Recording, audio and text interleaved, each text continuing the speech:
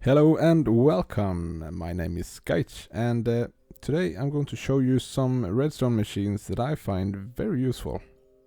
To start off, we have a fully automatic sugarcane and bamboo farm.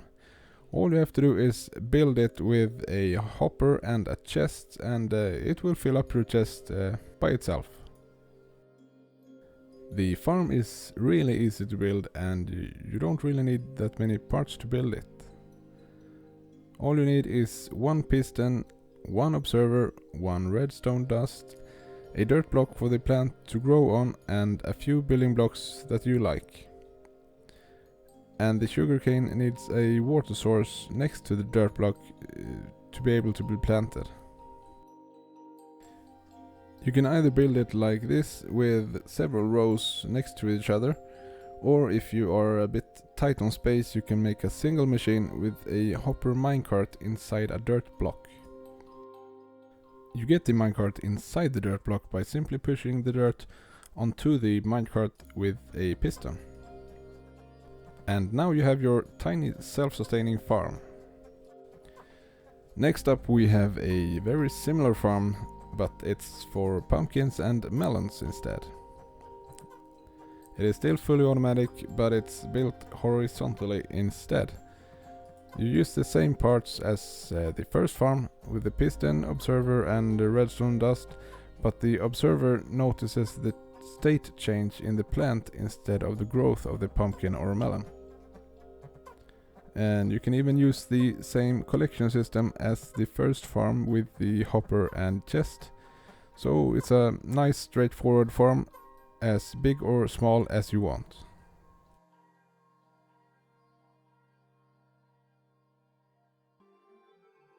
Now it's time for a food farm that gives you cooked meat, the chicken cooker. The way I used to build this farm is by using 2 dispensers, 2 hoppers, a chest, 1 slab of a material that will not burn, and again a few building blocks. This little timer activates and deactivates the cooker with a set time that you want. For the timer you need 1 redstone torch on the side of a block, and redstone dust and repeaters depending on how long you want the timer to be. Then you take that signal from the timer and lead it straight into the lower dispenser. The farm is actually managed by the chickens themselves, so the fully grown chickens over the hopper in the back randomly lays an egg that is picked up and fed into the lower dispenser, which is activated every time the timer comes around, and then fires the egg into this little compartment above the slab. Every now and then the egg hatches into a tiny little chicken, which eventually will grow up, and when it does, it gets lava in its face from this dispenser. It gets cooked and fall into the hopper and chest. And now you have a freshly cooked chicken with a side dish of some feathers. And speaking of timers, since this timer can take up quite a lot of space if you want a longer timer, the player called Ethonian came up with this timer that lets you have a much longer timer in a smaller space. It uses items that are bouncing between these hoppers, making the timer longer or shorter depending on how many items you put in. I'm putting a link to his video where he explains it a bit better than me in the description box below. This next machine, if you can call it a machine, is an auto smelter. It is probably the easiest thing to build, but it's so useful. All you need is 1 furnace, 3 hoppers and 3 chests. You have an input chest on the top for the things you want to smelt, a fuel chest on the side for whatever fuel you want to use, and an output chest on the bottom where your finished products end up. But this is just a tiny single smelter. You could improve it a lot by doing like Mumbo Jumbo, he's making a really big super smelter. I'm putting a link to his video in the description as well. This one is a little bit trickier, but when you get it sorted out, you never have to sort your different items yourself again. To sort one item, you will need one chest, 2 hoppers, 1 comparator, 3 redstone dust, 1 repeater, 1 redstone torch and 6 building blocks.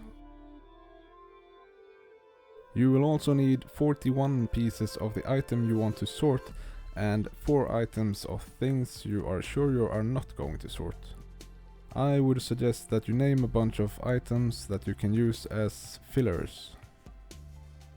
The way this sorter works is that this comparator gets a value from the top hopper with a signal strength of 2 as long as there are 41 items in this hopper. But if there are more items, the signal strength will increase to 3, activating the repeater, which will burn out the redstone torch and opening up the lower hopper, letting items flow through. You can make this system as big as you want by just making another module right next to it and use a water flow on top to transport the items above the hopper. This is an awesome contraption that will help you get organized. In 1.15, Minecraft introduced bees in the game, and with that came honey and honey blocks. There are several different versions of farms for honey, but I think this one is simple and works really well. The items required for this farm, including a warning signal for empty glass bottles, are 2 hoppers, 2 chests, 2 comparators, 5 redstone dust, 1 repeater, 1 dispenser, 1 redstone lamp and some glass blocks.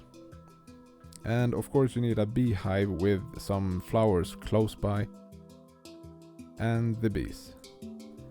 A beehive is full when a bee has returned pollen 5 times, and at that time you can harvest 1 bottle of honey. Every level of honey increases the comparator's signal strength by 1, so when the hive is full, the signal will reach the repeater, which will activate this dispenser. The dispenser will collect the honey and eject a full bottle of honey and drop it into the lower hopper, leading it to the chest. The important thing with this farm is that you don't run out of glass bottles in the dispenser, because if that happens, the farm will stop working. So my fix to this problem is the comparator with a redstone lamp. When the top chest is empty, the lamp will no longer glow and it's time to fill up the chest with glass bottles again. I think this is an easy and reliable small farm that gives you all the honey you need. The last little contraption for today is the automatic wool farm. You will need 1 chest, 1 hopper, 1 hopper minecart, 1 observer, 1 dispenser, 1 redstone dust and some grass and building blocks. Every time a sheep is sheared, it won't grow back its wool until it eats from a grass block. So it's important that you have these 3 grass blocks next to each other, so the grass can spread back to the middle block again. So how does it work? Every time a sheep eats from the grass block, the observer behind it sees the change and activates the dispenser, which is full with shears, and shears the sheep. The hopper minecart below will collect that wool, and you have a chest full of wool in no time. It really is that simple. Now all you have to do is make 1 of these for all 16 colors and go chasing some sheep. That marks the end of this video of my favorite redstone farms and machines. Thank you very much for watching. If you want to support me, please like and subscribe. And don't forget to comment with your favorite redstone machine in the comment section below. I would also like to thank everyone on Twitter and YouTube for the awesome support I have received recently. You guys are just awesome.